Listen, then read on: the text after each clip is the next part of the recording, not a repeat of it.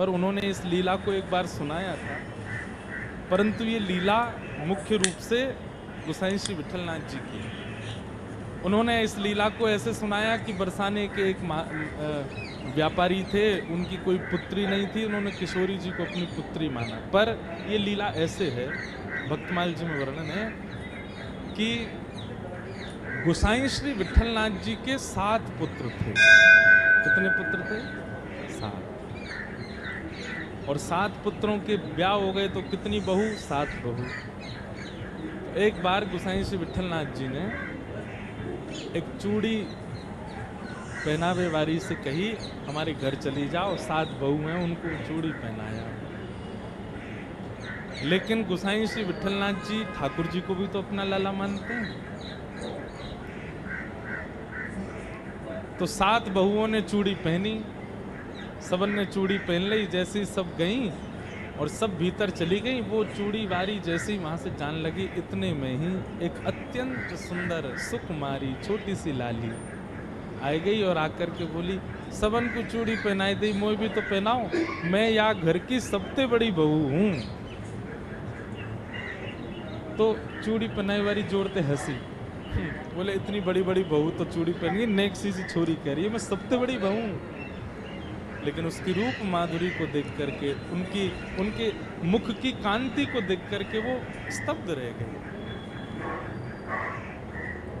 और वो मनहारिन बोली कि सही बताऊं लाली, तो मेरे चूड़ीन के सवरे भंडार में तुम्हारे हाथ में सुशोभित हो ऐसी कोई चूड़ी ना।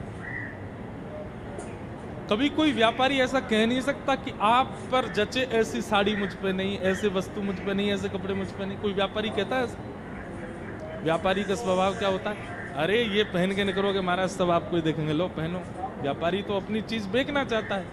परंतु उन नेक्सी सी लाली को देख करके वो मनहारन कह रही है, नेत्रों में आंसू भराए, वो लाली तेरो स्वरूप इतना सुंदर है, तेरे हाथ इतने सुंदर है, तेरो मुखमंडल इतना सुंदर है, मैं तो हस्तकमल देख करके न्यौछावर रह गई हूँ। वास्तव में तो मेरे पास तो पहनावे वाली कोई चूड़ी है ही ना। तो सामने बैठी नेक्सी सी लाली को मुख उतर गए। सबरी बहुवन ने चूड़ी पहन ली, मैं घर की सबसे बड़ी बहू, मैं बिना चूड़ी के कैसे रहूं? मनहारन बोली, लाली तू दुखी मत हो, एक काम कर, जेल तो इनमें तो जो अच्छी लग रही हो तो खुद ही चुन ले। और नन्ही सी किशोरी जी अपने हाथन से चूड़ी निकाल रही हैं और निकाल के स्वयं नहीं पहननी, वाकू दे रही हैं, लो पहना। और वाके हाथ से सुंदर चूड़ी पहन करके और छमछम करती लाली चली गई। गोसाई जी ने कही, सबरो धन ले जाइयो मोते, जितनी चूड़ी पहनावे। मनहारन गई और जाके बोली, महाराज पैसा दो। बोले 7 बहुवन के 2-2 हाथ, 14 हाथन में चूड़ी पहनाई, वाके हिसाब से बता दो। बोले 14 नहीं 16। बोले 16 कैसे? बोले 8 बहुवन को चूड़ी पहनाई, 7 तो बड़ी वरिष्ठ सी हट्टी तगड़ी, एक नेक्सी सी और ही छोटी सी, वाकू भी चूड़ी पहनाई। गोसाई श्री विठलनाथ जी बोले, झूठ बोल रही है, तो पैसा चाहिए मुझे ज्यादा ले ले, तो मेरे घर में तो 7 ही बहू हैं, 8वीं बहू कौन सी आ गई? अरे ना है, ऐसी छोटी सी, और पता कहा कह रही मैं घर की सबसे बड़ी बहू हूं। वहां को तो मुख देख करके, और उनको तो मैंने चुन के पहनाई, पर वो तो खुद ही चुन के पहन के गई है, और वहां को तो मैं दोगुना पैसा लूंगी आपको। भैया हल्ला मत करो, सब लोग ध्यान से। गोसाई जी बोले, तू झूठ बोल रही है, ऐसा है ही ना है। गोसाई जी बोले, रुक जा, मैं घर जाऊंगा, पहले सबरी बहुवन से बात करूंगा, फिर दूंगा तो पैसा।